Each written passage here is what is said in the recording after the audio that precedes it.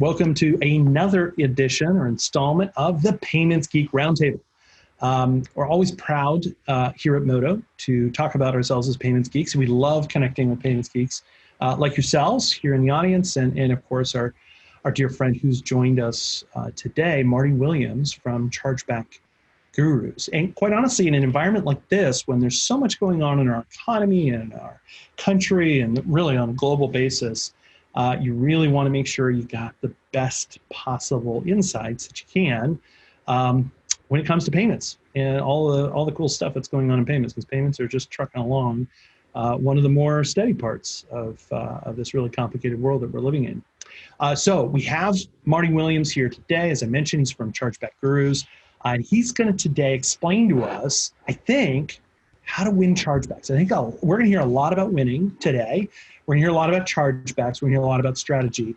But as many of you who know me well personally know, I'm really into the whole notion of winning. It's part of my just extraordinary athletic career. So first, I'll quickly introduce myself. No, I was never an athlete, and never should be. It's not only a joke; it's a little bit sad. I am, however, Bruce Parker. I'm the founder and CEO of Modo.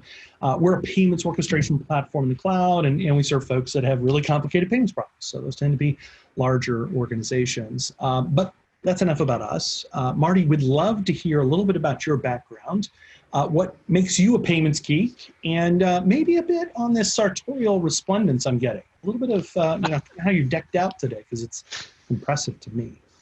Well, thank you, Bruce. Appreciate you having me on today in a discussion about effective chargeback strategies.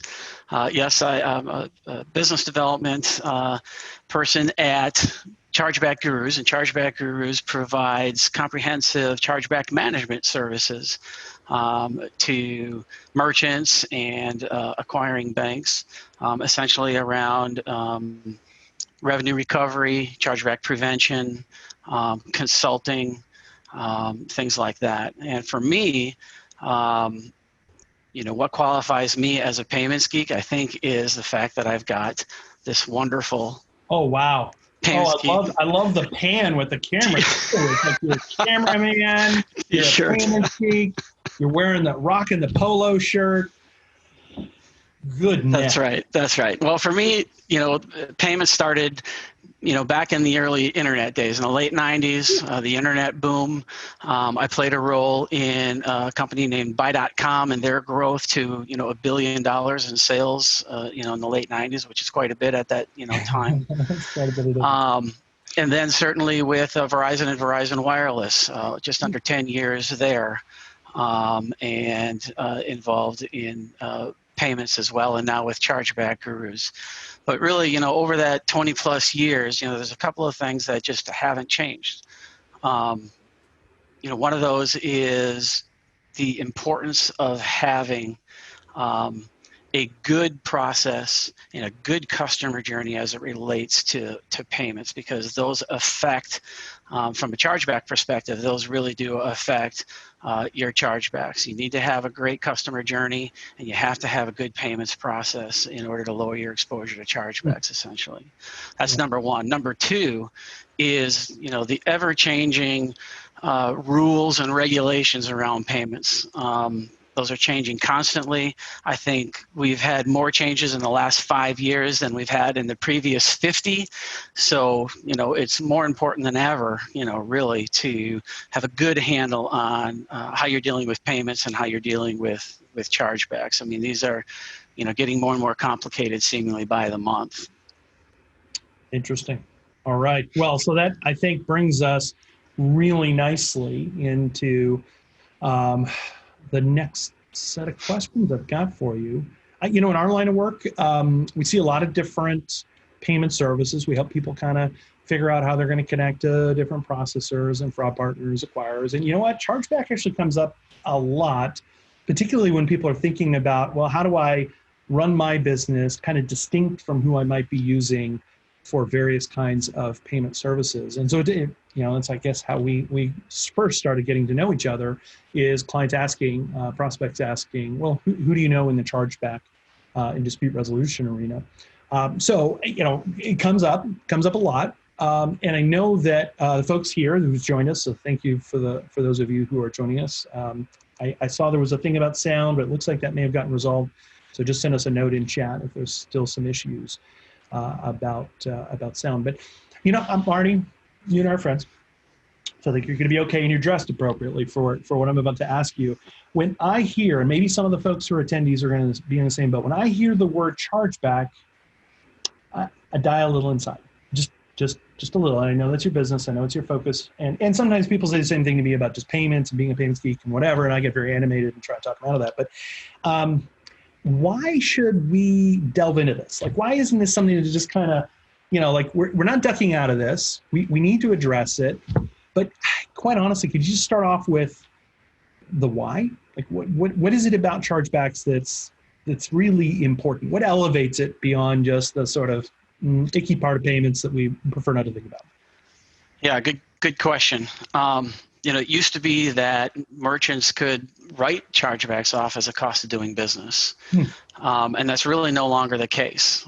True fraud and friendly fraud has really permeated the payments ecosystem, particularly in the last 5 years. And so it's really more important now than ever to have a good chargeback strategy in place. And yes, people tend to think of chargebacks in a negative context, and while they are a detriment to your business, they're also a great opportunity to improve your business. So if you take the time to really investigate and understand what's going on around chargebacks, you're going to have an opportunity to improve your business. You're going to have an opportunity to improve business processes. You're going to have an opportunity to improve that customer journey. And what that means is those customers are going to stay with you longer, and they're going to continue to buy from you. So look at it from the opportunity perspective for sure. And you'd be surprised at what you'll be able to accomplish. You're sounding like a glass half full sort of person, my friend. I have a feeling that you can find the joy in a chargeback. Like, it sounds like you're digging deep here. Yeah, I mean, every chargeback tells a story, and you'd be amazed at how much intelligence you can, glean from those chargeback stories. And it's going to help, every aspect of your business, from operations to fulfillment to customer care, and finance and marketing and sales. I mean, these chargebacks are going to tell those teams what factors are either contributing to or even outright causing chargebacks.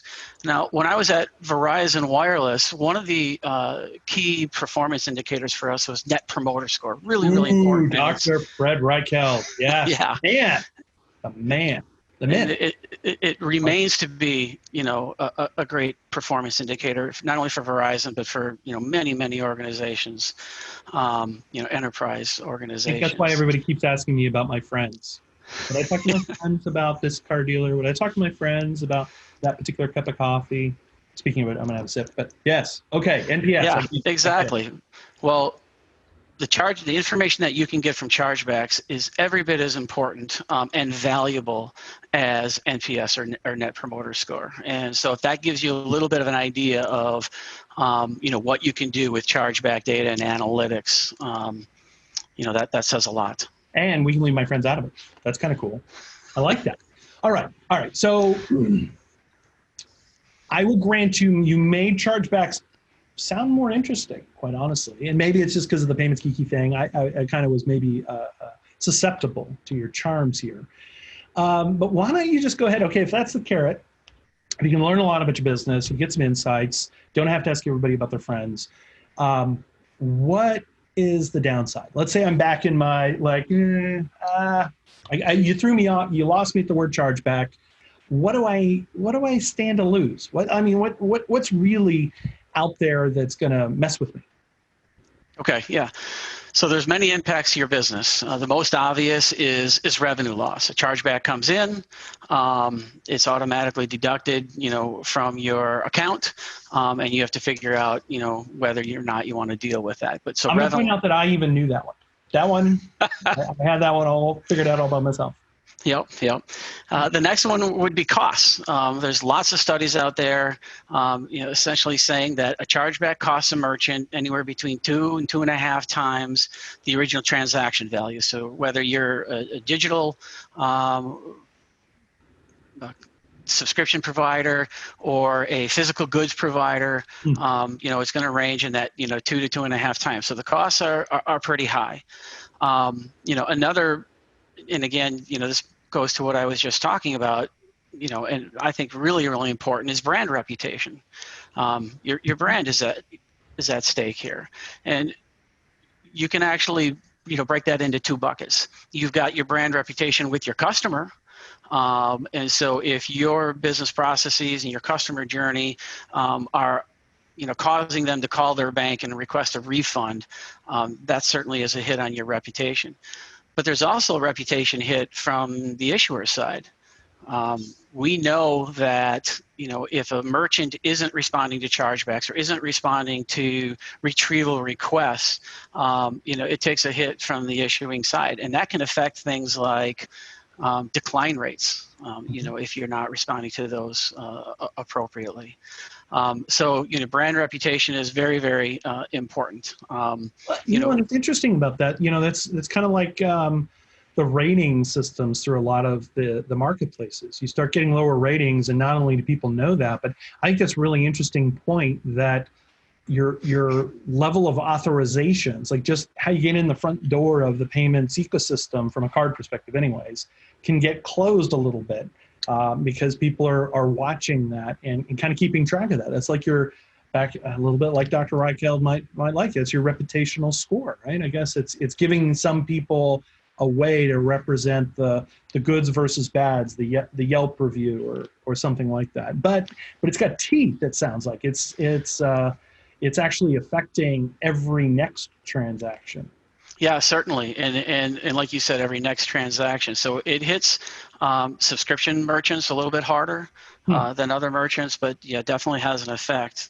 And then going back to the customer side of things, not every customer files a chargeback, but many of your customers are experiencing those same issues, and those customers, they might not contact you, they may not file a chargeback, they just decide to move on, and take their business elsewhere.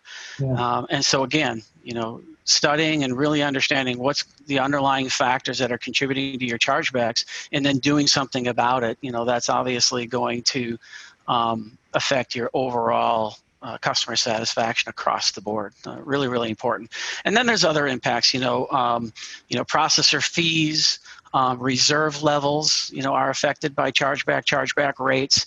Of course, cash is king and liquidity.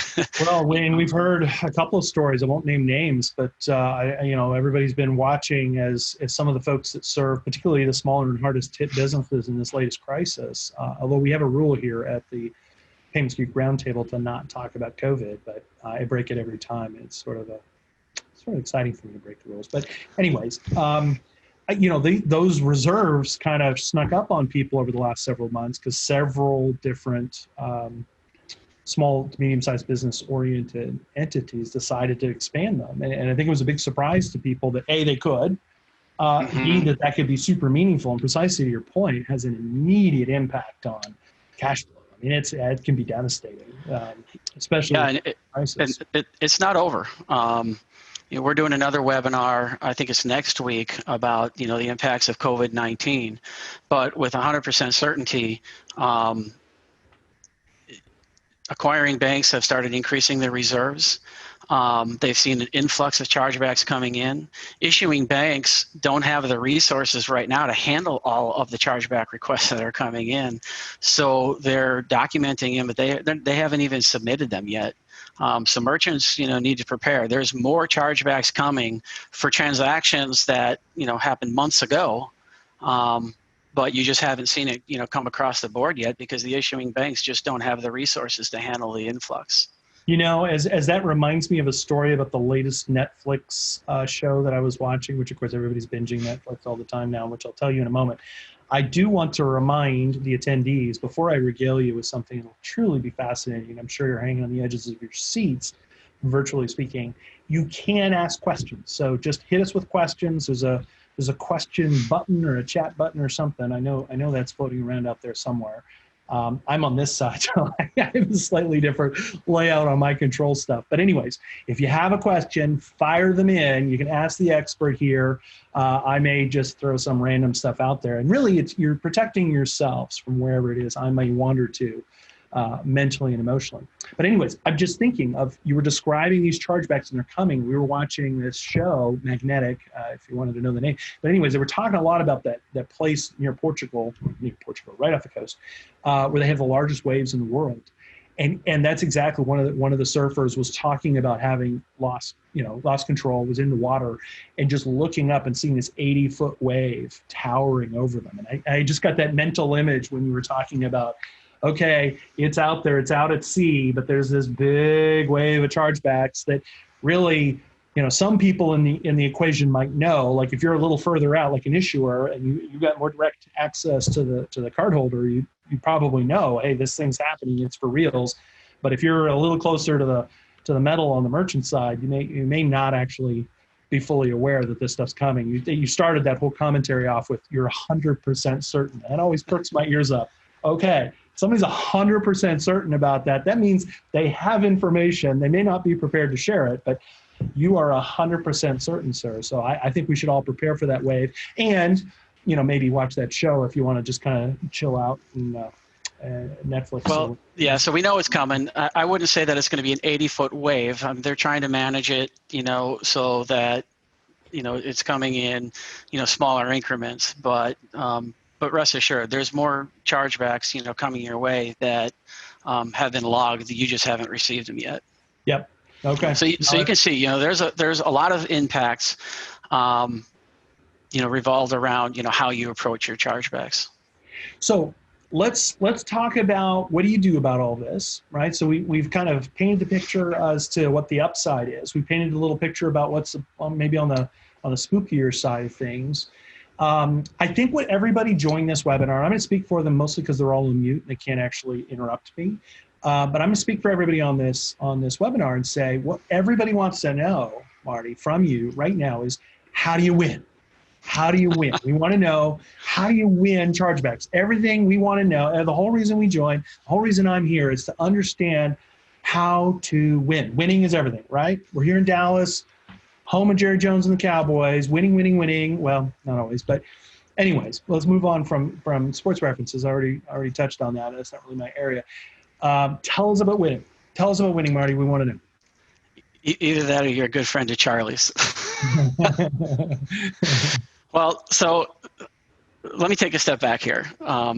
Really the step one is, identifying your motivators. How do you define success? So you're talking about winning, and I wouldn't necessarily say winning is the right term or the right approach, because every merchant should define success specific to their circumstances. So if you're solely focused on winning a chargeback, then you may be missing the bigger picture. So yes, winning a dispute equals more revenue, and that's extremely important. But ethically, if the reason for the chargeback is because of your own fault, your error, then the focus should be on those factors contributing to or even outright causing those chargebacks. So yes, winning is important, and winning specifically illegitimate chargebacks is really important. And there's lots of strategies, to put in place, to increase your winning percentage on those aspects. But really the focus, you shouldn't have 100% focus on winning a chargeback, so to speak. You should have 100% focus on achieving success for your specific motivators. So, what do I mean by, motivators? What could be your underlying motivations for a chargeback strategy? Well, first you need to think about, the types of chargebacks. So there's essentially three larger buckets for chargebacks. There's true fraud chargebacks. There's friendly fraud chargebacks, there's merchant error chargebacks, and most merchants are going to have a mix of all three of these. And again, every chargeback tells a story. So by investigating and quantifying, these attributing factors, you'll start to see the recurring themes, and you'll be able to identify, really quickly, 30, 60 days, the low-hanging fruit. And now you're going to start putting a picture around, all right, what are the key motivations here, and what do we stand to gain by paying a little bit more attention and putting a little bit more effort into that. So then, now you're seeing what those stories are. Now you can start defining those motivations. And so those motivations can be, revenue recovery, just like you said, winning, that could be a motivation. You simply want to recover, the revenue that you've lost due to illegitimate chargebacks. So the next would be prevention. Preventing chargebacks, it's a cost saver, certainly. It's a hassle saver, and a reputation saver as well. So chargeback prevention could be your primary motivator. And then again, speaking of reputation, improving customer satisfaction, increase that repeat purchasing, or LTV, that would be a third bucket. So it's almost like the merchants in a movie or something. They're a star, they're on the set, they're talking to you, you're the director, and ask you, what's my motivation? What am I doing here? Who am I? How should I think about this? Right? What's my motivation? I think it's perfect. That makes a ton of sense. And I can see actually how, the type of chargeback and what I'm actually trying to accomplish and how much of my business I really use, you mentioned ethically, which is dropping a pretty solid gauntlet on the table, my friend. But yeah, I think it just in general, like how people go about business and their values, right? Or actually, Modo, we would say your beliefs, things you just hold to be true, even if you can't prove it. Are definitely going to be super important. Okay, so defining success may be slightly more important. What I heard was it's all about winning. Got it. Okay, next step. No. All three of those motivators are really, intertwined. They definitely are. Most merchants, will want, to be able to achieve all three of those for sure. But talking about winning, and quite frankly, a good winning strategy, a good revenue recovery program will easily cover the costs of prevention, the costs of process improvements. So when you look at it from that regard, this isn't a negative, a net negative, really. I mean, if you've got a good program in place to recover the revenue that legitimately belongs to you, that revenue will more than cover the cost to be able to make those improvements and then some. That's really interesting. So this helps you learn about your business, helps improve the growth rates of your business, which Dr. Raquel talked to us a lot about. The loyalty effect, I think, was the name of the first book. Helps you get access to data. Here in Texas, we talk about oil a lot. I think people start to say data is the new oil. There's a lot to like. How do you know whether or not you're doing a good job? I think you're about to tell me that it's not just the win rate. I'm not sure, but I'm getting the sense you're going to say there's more to it than just percent won. Right. Yeah. I mean, so now that you've figured out your motivators, you need to figure out what and how to measure. So make sure that you're able to measure your process. Make sure you're able to measure your results, to achieve, the success being pushed, from those motivators. So you're right. Data is an oil. Every business should be measuring. Every business should be benchmarking. You should be using that data for actual insights. Because those insights are going to help you to improve not only how you approach disputes and winning disputes, because you're always going to be able to make those adjustments and improve that, but it's also going to help you to prevent chargebacks and just improve the business overall. So as it relates to chargebacks, don't be afraid to look under the hood, or pull a few scabs off, if you will. You need full transparency with your data. You need full transparency with your performance metrics. So, things like win-loss, before and after pre-arb is a metric that a lot of merchants don't look at. Hold on. Pre-arb. What's pre-arb? Just unpack that one for our audience, for everybody, but also me. So in the chargeback process, when you respond to a dispute, initially it can come back to you as a win. but it can come back to you, in later stages from the issuing bank as a pre-arb. And so they're essentially saying, oh, we've decided now to reverse that. We're sending it back to you. If you have new information that you can provide to us, please do that. But if you don't have any new information, this essentially, is going to be a loss. This is like the pong and the ping pong of chargebacks. That's right. That's right. So, we find a lot of times, a merchant, you'll ask a merchant, so what are you winning? And they think they're winning, 50, 60, 70% when the reality is they're winning 25% because they weren't taking pre-arbs into account.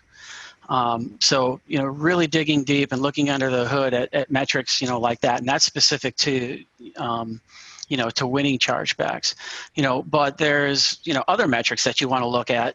Again, I keep saying, what are the factors that are contributing to chargebacks or even outright causing chargebacks? So for example, customer hold time. When customers are calling into your support center and they're on hold for a very long time, many customers will abandon that. And guess what their next call is? It's to their bank.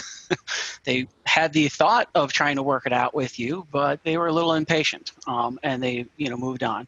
So, looking at things like that, we will measure and we'll look at, if a customer contacted support in some way, email, phone, chat, text, whatever methodologies a merchant allows a customer to contact them, we'll want to measure that. Have they contacted support prior to filing a chargeback?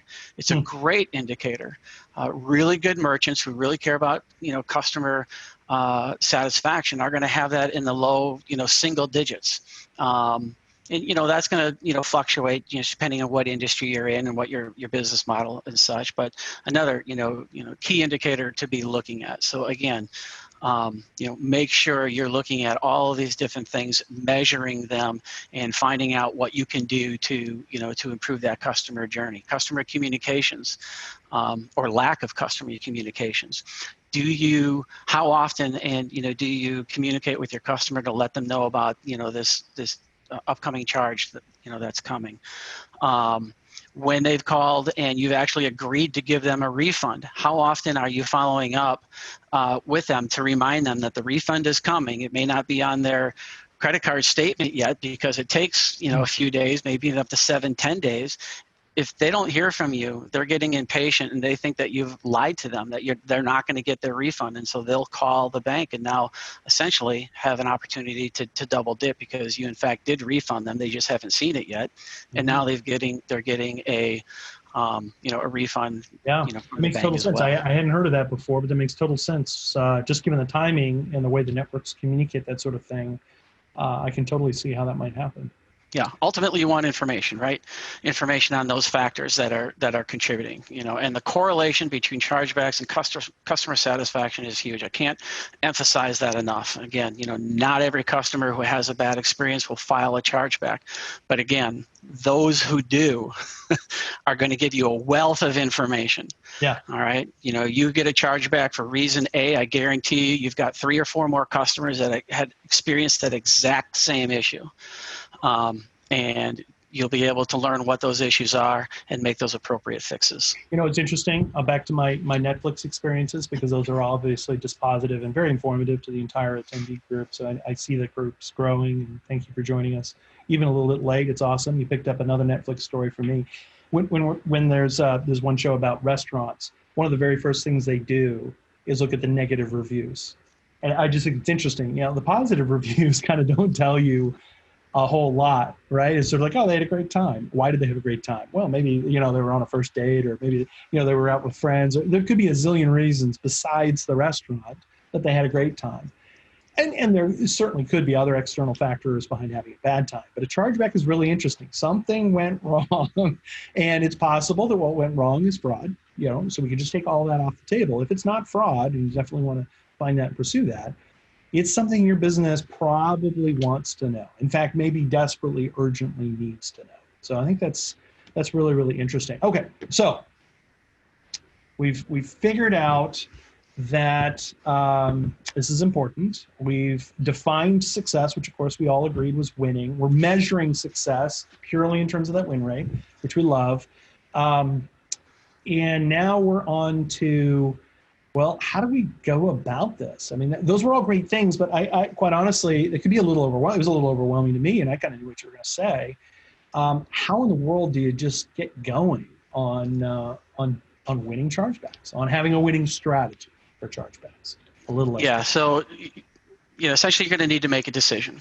And to the best of your ability, you're going to want to have a ton of flexibility, in this decision that you make. So do you want to handle this in-house? Do you want to outsource? Or do you want, some sort of a hybrid between the two? But again, as important as making that decision is having the flexibility to pivot a little bit because of so much change going on. Mm-hmm. You're going to want to be able to handle, whether your business makes a pivot or whether you're adding new products and services that will affect how you approach chargebacks. Maybe your business model, maybe you add a subscription element to your business where before you were, a straight sale, type merchant. So you want to have that flexibility.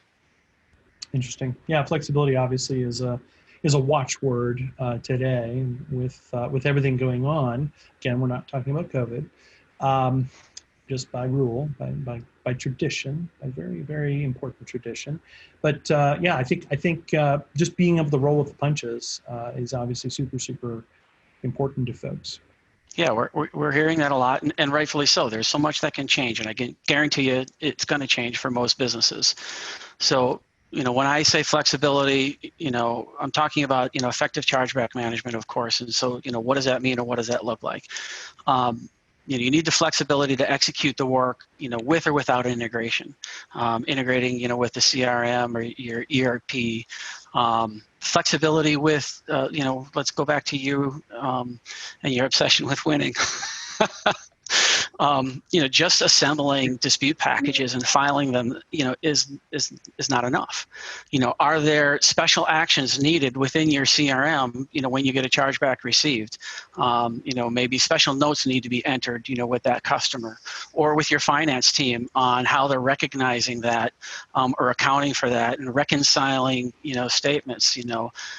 There's tons of actions that need to be taken even after assembling and filing that dispute package. And then the dispute package itself, you don't want to assemble a carbon copy dispute package for all of your chargebacks. You need to put that package together specific to the circumstances of the transaction itself, and you need to put that package together specific to the issuing bank that it's going to. There isn't a standard procedure or protocol amongst issuing banks and what that package should look like. Yes, there's very specific evidences that are required to put in there. But one issuer may favor a contract, if you have a contract, over usage information. So let's say you're a merchant, say you're a telecom company, and you have a contract in place, but you also have usage details. And a customer calls back and says, or calls their bank and says, well, I canceled this subscription. Well, one issuer that this is going to may actually favor that contract. Oh, you have a contract? Okay, you're gonna win this. Versus another issuing bank might favor the usage details. So you can prove that they've been using the service after they've claimed they canceled their subscription. So you kind of have to know, how you want to approach that. And again, here's where the data comes into play. If you're not measuring and benchmarking, you're not going to understand which issuing banks you're losing with, which issuing banks you're winning with, and how you can you'll be able to figure out how to tweak those packages essentially. And if it's really bad, just call that issuer up. Say, hey, let's take a look at a couple of these packages. Tell me why we lost this dispute, because from our standpoint, this is a rock solid, ironclad win for us, in our favor. So you really got to, dig deep there. You need to be able to have the flexibility and customize reporting, specific to your business. There's all sorts of different businesses and different industries there. I can go into great detail as to, what you might customize for an insurance provider, versus an apparel and accessories company, or like I just referenced, a telecom company. And then again, you need to be able to measure the performance across all of these aspects. So you need that flexibility, with how you're approaching it, the flexibility with the data. Again, earlier I talked about full transparency of data, and don't hide. Look at it. Say, bring it on. I know we've got warts. I know we've got opportunities for improvement. Let's figure out what those are, and you'll be, your business will be better for it. I think someone who I believe his mother called him Louis Brandeis said, "Sunlight is the best disinfectant," which is not what you said, but I think it's what you meant. That makes tons of sense. So I'm gonna go ahead and we're gonna ask you about the future. We're gonna ask you about where this is all headed. But just before you jump into that, because I know you've got lots of perspectives, we have gotten, and I sent you down 2 different paths. So it's cool that you in the audience have sent questions both through chat and through there's a special Q&A button you can push. We've got those questions. Thank you so much for submitting them. The very next thing we're going to do is I'm going to stop blathering. I'll stop asking Marty my questions, and you will get your questions answered. So if you have anything else that you've been wanting to talk about, I'll just kind of let everybody know. The questions that have already been asked are about how retailers should manage disputes during that refund process. A little bit more about the wave. A couple of you were really interested in this wave. Maybe it was because of my description of the wave off Portugal and the sort of powering and the whatever. But there's several questions about the timing of the wave, the size of the wave, how it compares to normal volume. So we'll get to all of that. But if you have a question that has been either burning on your mind, and that's why you joined, or that Marty's kind of triggered, it's possible I may have said something that kind of sparked a thought. Cool. Fire it across in the Q&A thing, fire it across in chat, and we will get to that next. But first, up now, Marty, tell us, look into the crystal ball. Tell us chargebacks over the next few years. What are we going to have happen? What are we going to see? What's going on? Okay. Predict for us.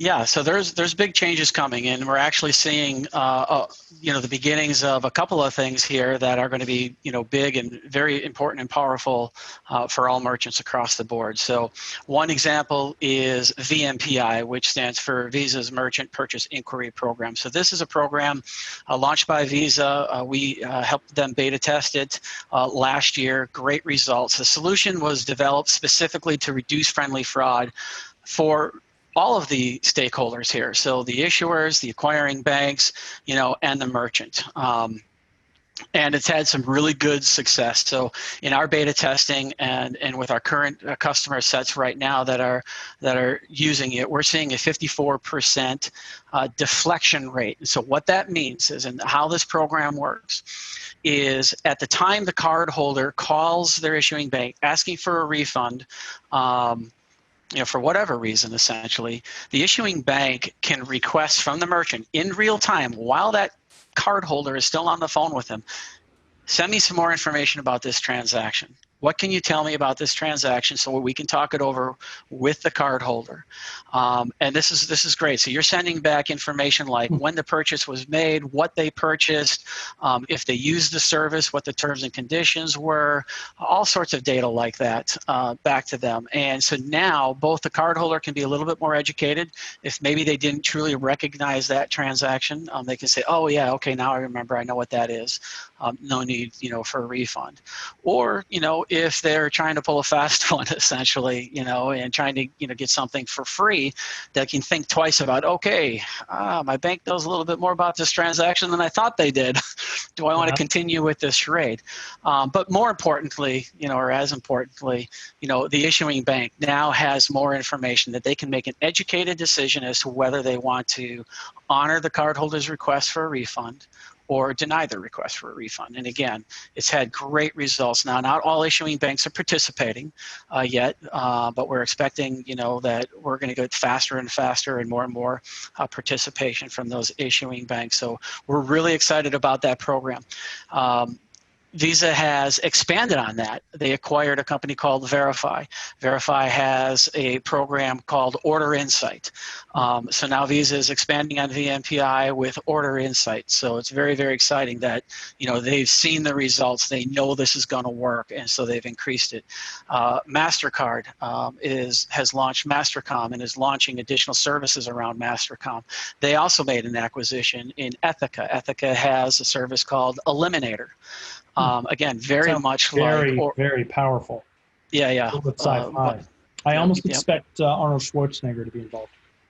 That's all right. Keep going. I didn't mean to interrupt. No, that's okay. So we're really excited about it because we know that they're going to work, and at some point here in the near future, we're going to reach critical mass. And so what that means is we're really going to be helping merchants to reduce friendly fraud essentially, and that's a big thing, because the majority of chargebacks right now are friendly fraud. Anywhere from 60 to 80% of chargebacks, regardless of the reason code that they're actually coming back to you in, it's an instance of friendly fraud. So again, you're going to see somebody else in the household, meaning my teenage children got a hold of my card. I didn't recognize it on the statement. I pushed the button, but oops, it turns out Junior was off at the store with the card. Is that what you mean by friendly fraud? Yeah, that's exactly right. And we're hopeful that the card networks will make this a mandatory program for issuing banks, and such that if an issuing bank doesn't participate in the program, they are no longer allowed to issue a chargeback. Oh, wow. Wouldn't that be grand? Yeah, that's like the liability shift, but going the other way. Yeah. But it helps issuers too. Listen, I mean, issuers bear a lot of expense when a chargeback comes in. It costs them $35, $40 to handle a chargeback themselves.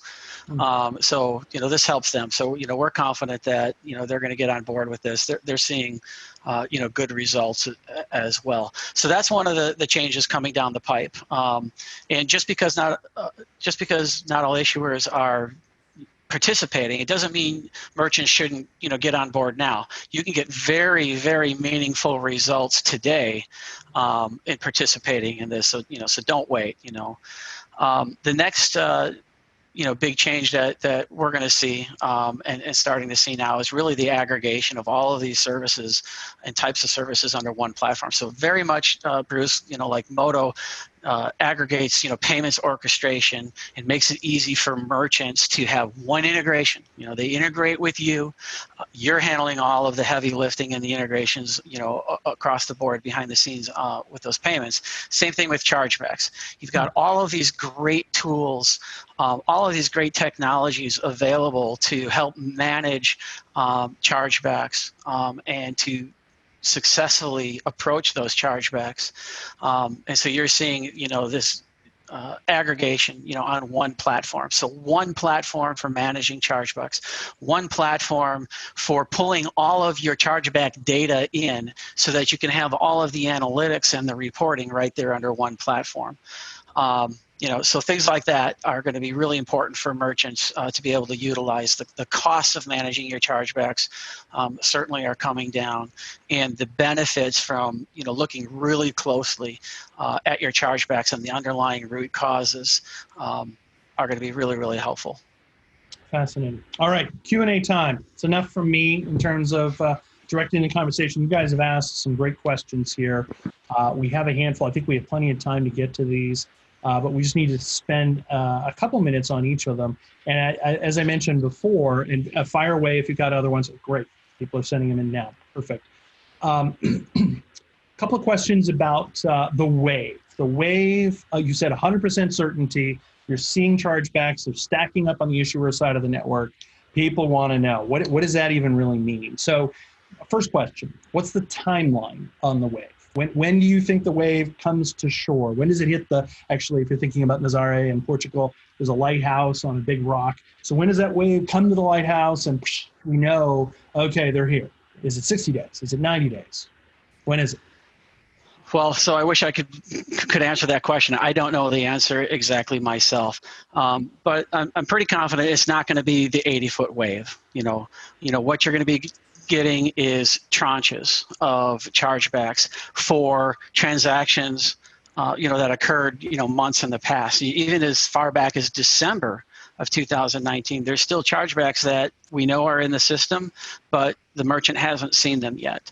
So the issuing banks are just trying to manage this influx of chargebacks. I see. So they Because could be again, going on for quite a while. that's right. They don't have the resources to just handle them all at once. And so they're in queues, so to speak. I'm flipping back and forth between two different questioners. This is a different question asker, but it's same topic. On the wave, can you start, you said it's not 80 feet, but how much bigger is this than normal? Is this an uptick of 10%, 20%? I'm adding to this part, but. Well, so right now we've seen an uptick, a 35% increase essentially across the board in chargebacks. And you think that's the beginning? Right. And so what we're seeing is, on a month-to-month basis, a 35% increase, right? So that increase is going to continue even after COVID-19, really ends until they finally get through all of that, that chargeback volume.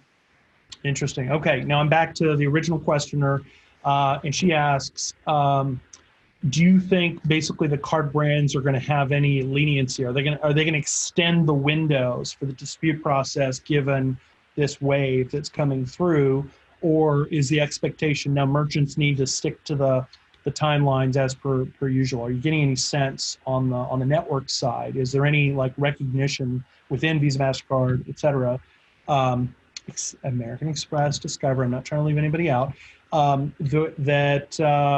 there's I know a recognition that this is maybe a little bit of an unusual set of circumstances?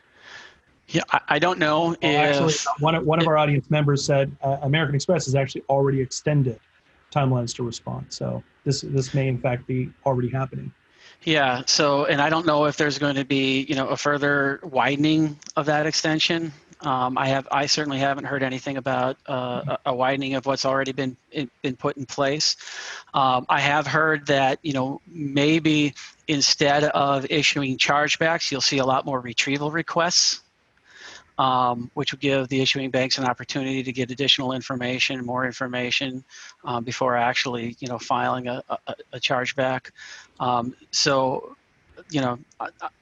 It's just going to be different from issuer to issuer, really, on how they need to manage this.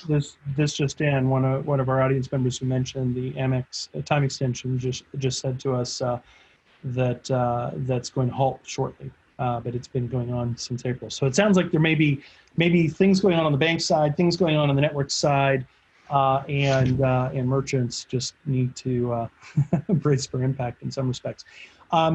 So I think a slightly different set of topics. Another question from someone whose name I recognize. Hello. How should retailers manage those disputes? You talked about the disputes that might happen after a refund's been processed. Like, what are the tips and tricks that says, okay, that was a little bit of a timing or race condition. Merchant processes a refund. Somebody gets frustrated waiting for it. Really not the merchant's fault. They hit the dispute button. What's your guidance in that specific scenario that you brought up? So this is when a merchant and a cardholder have spoken with each other. The merchant's promised a refund, yet that cardholder still might go to their bank and request a refund from that channel as well. Is that? Well, it's the situation where they got tired of waiting. Yeah, they got tired of waiting for the refund. They called the merchant, had the conversation. Refund was issued by the merchant, but it's 7 to 10 days. And so let's say on day 3, they just hop into the bank cardholder portal and push the chargeback or dispute button and also initiate a dispute, even though in fact the refund is already underway. Yeah, so this is a pretty easy one actually, because a merchant can automate much of this. But certainly when that cardholder is communicating with you, the merchant, and you've given them assurance they're going to get a refund, it's just all about communication. You let them know what the expectations are. We promise you you're getting a refund. It has been actually initiated right now, but it may take some days before you see it come across on your credit card statement. Tell them outright, You do not need to call your bank and ask for a refund from your bank. You're going to get this refund.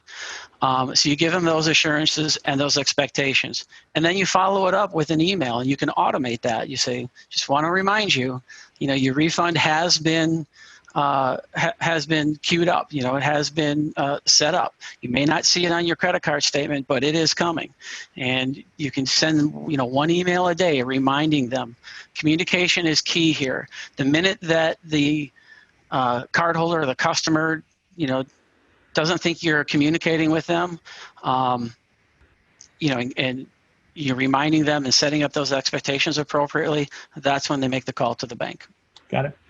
So if the dispute shows up anyways, if the chargeback shows up anyways, is there a way to kind of help automate no, we already issued the refund on this guy, so this isn't yeah. So take the VMPI program or the Order Insight program. When that inquiry comes in, you can respond. This transaction's already been refunded, and here's the information, on that refund. And so it'll stop the chargeback. If it does come to you, as a chargeback, that's one of the reasons,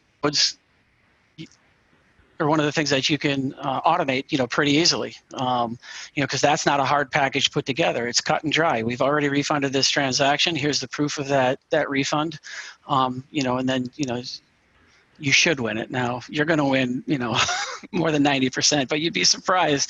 You give information back to the issuer to say, this has been refunded. Here is the proof of that refund, and you still lose that chargeback. Some of those are head scratchers.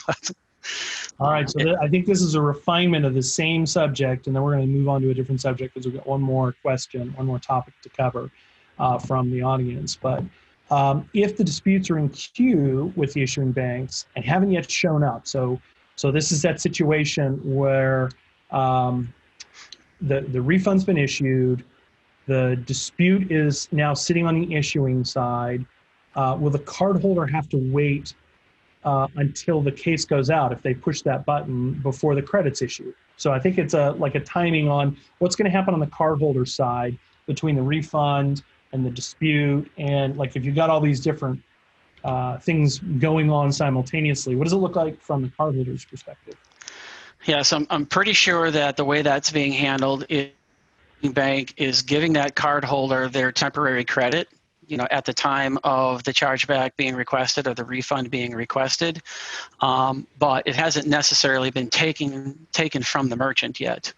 I see. So that would really be all within the issuing side. And so when the refund shows up and they've got that temporary credit, then that's for the issuing bank to reconcile at that point. That's right. Okay, cool. All right, last, this is a fun one to end on. I love the way this question starts. We won't call it salty, we'll call it energetic. Is there any way to hold banks accountable for their decisions? So if I said that I have a signed contract that agreed to a payment along with the standard evidence, this is an online situation, so there's a whole bunch of online data that can be provided, and lose 80% of those chargebacks. They can show a string of chargebacks from that same customer over a certain period, provide the same evidence for each one, and only win 3 and lose 10. So not a great win rate. Back to win rate. So these are fraudulent chargebacks in the sense of they're sort of a poorly intended customer who's pushing chargeback even though they really intend to continue to get the service.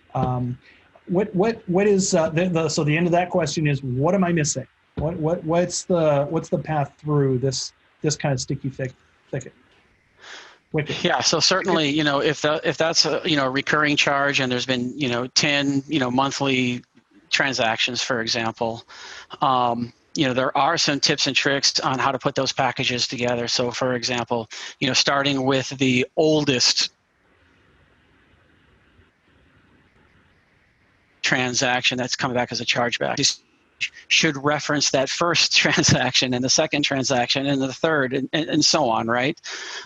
So there's little tips and and tricks in putting your packages together from that regard. But just generally across the board, this initial dispute isn't where it stops. If there is the arbitration process. The card networks have an arbitration process, and so if you lose the first one, and you just feel like that's just wrong, and you want to take it